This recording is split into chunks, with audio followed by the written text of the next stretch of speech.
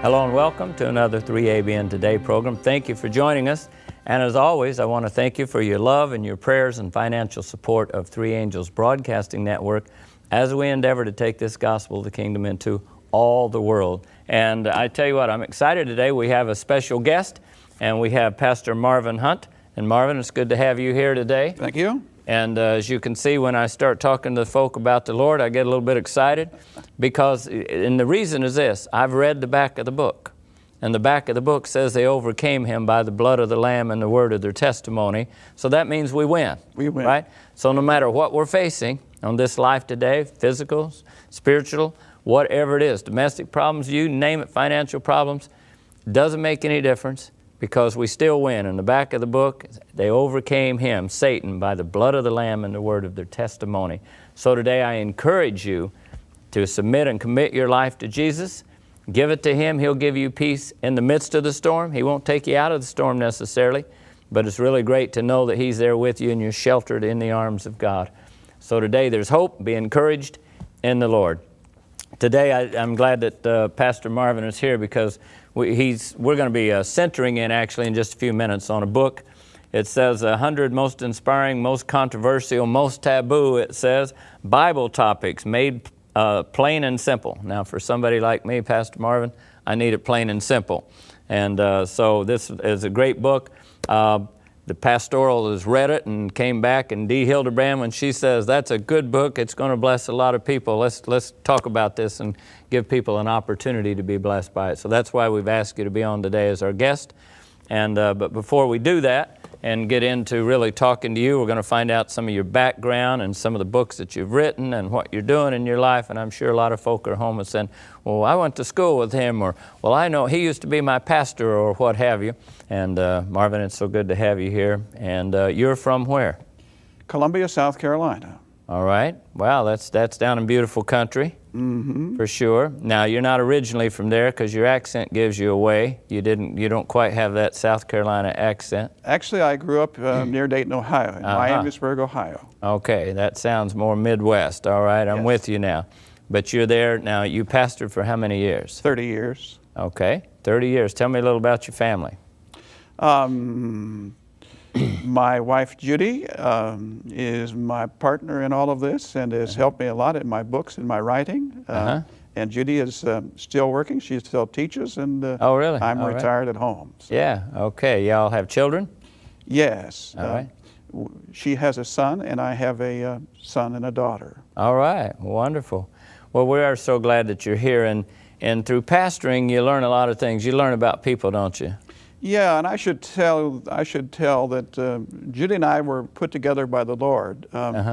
She was a widow, and I was a widower, and we needed somebody, and the Lord just put us together, and we've been together now for 17 years. Well, that's wonderful. I'm happy for you. Yeah. Tell me a little about your background. You say you were born and raised in Ohio. Yes. Were you raised in a Christian family? I was not.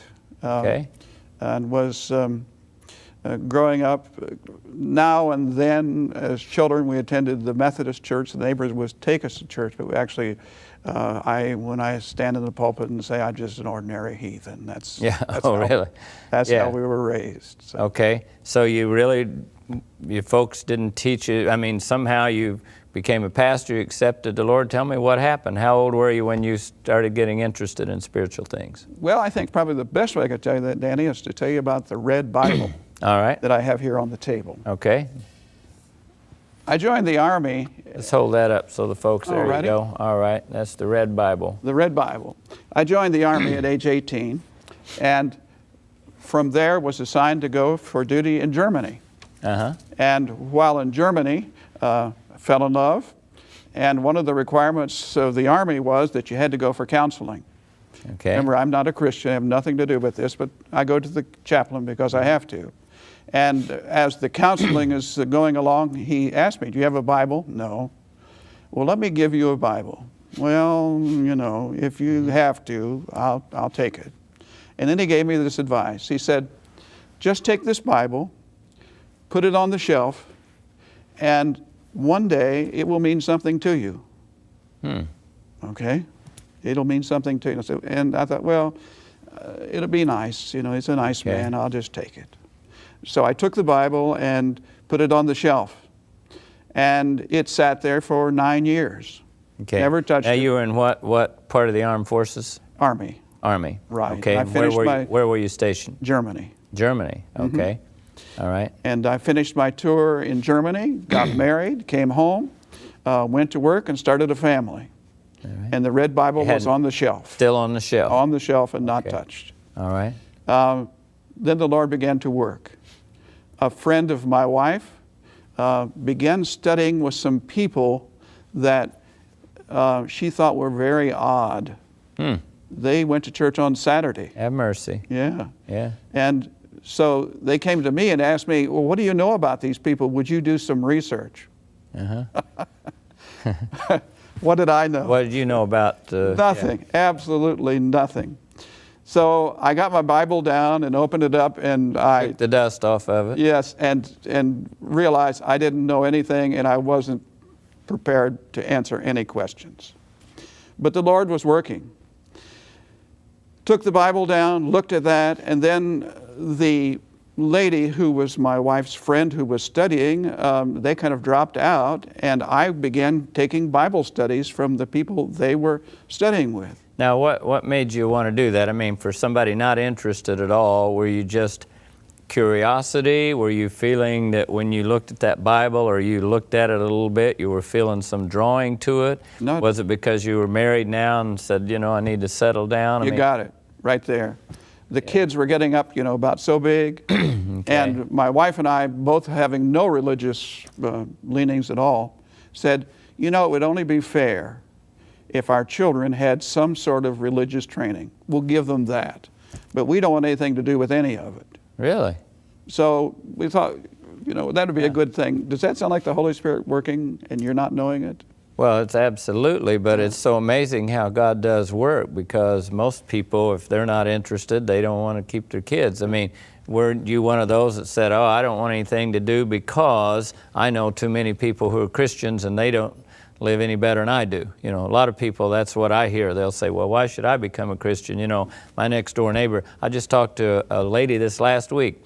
She said, my neighbor was a Christian. I got to know him. We started dating. I went in business with him. And $100,000 later, he took me, you know, for $100,000, and he's a Christian, and that's why I don't want anything to do with Christianity.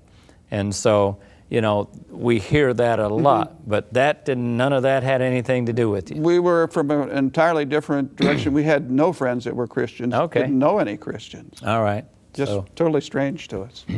So we began having Bible studies. And the gentleman we had Bible studies, he's passed now, but he was quite a soul winner. At that time, he'd brought 100 people to the Lord. Wow. He was really something. He would come in, sit down with us, and every week it was the same thing. He would say, how you doing when you're smoking? Oh, okay. So you picked up the smoking habit. Yeah, I was smoking a pipe at the time, and he'd check on the mantle to see how the pipes were looking. Oh. And his wife would, he would come in, sit down. He had his Bible and no notes, Okay. no study. He didn't need it. He had it up here. Okay. And his wife would make little notes and give it to us afterwards as to tell So us had you what we'd expressed an interest that you wanted to quit smoking, or had he said to you that it's, encouraged you to quit smoking, or how did the smoking come up? My children told me, Dad, you need to quit. Your children? Yeah. About how old were they? 7, 5 and 7, something around that age. Out of the mouth of babes. Right. Need to quit smoking. Daddy, we don't want you to die. Would you quit? Wow. So. Amazing. Mm-hmm. Okay, so the pastor knew you were working on it. I'm sure he was praying. Yes. Now, this was a layperson, not a pastor. Oh, okay, as a layman. All right. Yeah, he was a layman, and he had, at that time, had brought 100. Who knows what the number finally was?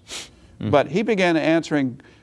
He would answer questions that I had had working in the back of my mind ever since I was a young man, like, why are we here?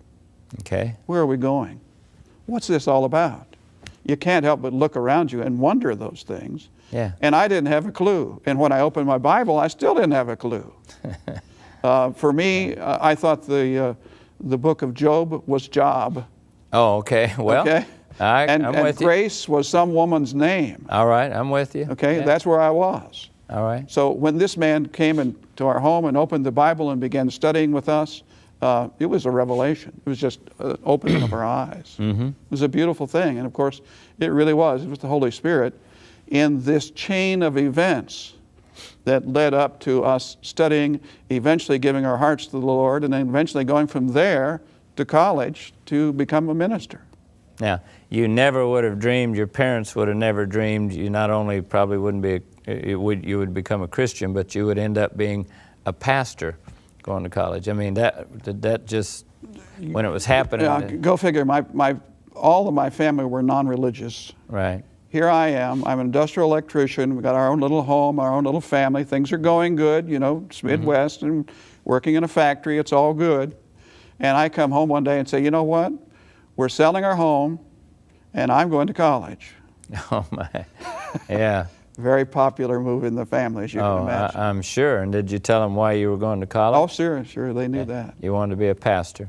Yeah, and of course, that was also not a popular move to make. I mean, they were like, what have you done?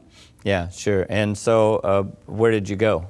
We went to, at that time, Southern Missionary College. Okay, all right. Which is Southern Adventist University today. Yeah, Collegedale. Yeah. Tennessee. Mm-hmm. Wow. So the pastor, somebody in the church told you about it, you started looking into it and said, that's the place I want to go. Mm-hmm. And so you did. You sold your place, went out by faith, but how do you, when you go to school, it costs you money. You not only don't make, it's a double thing, you not only don't make any money, but now you got to pay out money. So how did that all work? It worked out very nicely because I had the GI Bill. Okay. My wife worked. And in addition to that, I was able to work, since I was an electrician, I simply found a job locally, working actually eventually for McKee Baking, doing electrical work in the factory, and the family did fine.